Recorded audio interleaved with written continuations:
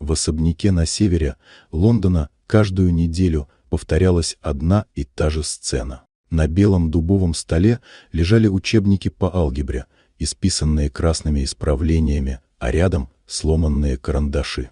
13-летний Томас, сын богатого бизнесмена Роберта Харпера, сидел с мрачным лицом, будто сражался с задачами, которые никогда не смогут быть решены. Сколько бы репетиторов ни нанимал его отец, результат оставался одинаковым: провалы на контрольных и чувство стыда.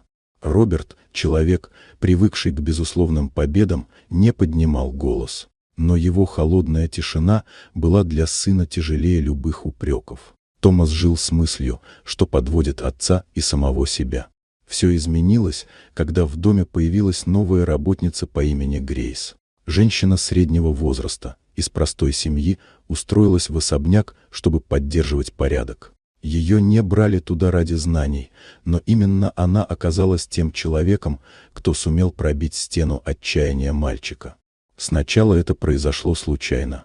Грейс заметила, как Томас с досадой прячет лицо в ладонях. В ее памяти всплыли вечера, когда она объясняла собственным детям дроби при помощи печенья и монет. Вместо длинных формул она предложила ему представить числа через привычные вещи: яблоки, ходы на шахматной доске, шаги по лестнице. То, что раньше казалось бессмысленным, постепенно стало превращаться в игру. Неделя за неделей Томас начал смотреть на математику иначе. Ошибки больше не казались катастрофой, а лишь ступенькой к решению. В школе учителя удивлялись. Мальчик, который раньше молчал на уроках, теперь поднимал руку и пробовал рассуждать.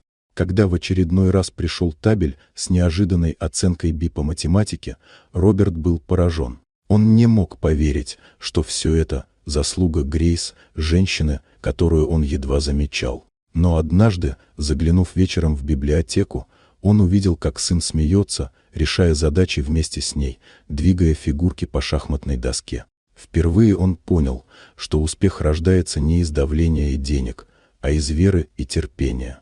Со временем Томас не только справился с учебой, но и начал показывать результаты, о которых раньше и мечтать не мог. Его отец, привыкший измерять ценность людей цифрами, вынужден был признать: именно простая доброта и настойчивость Грейс изменили судьбу его сына.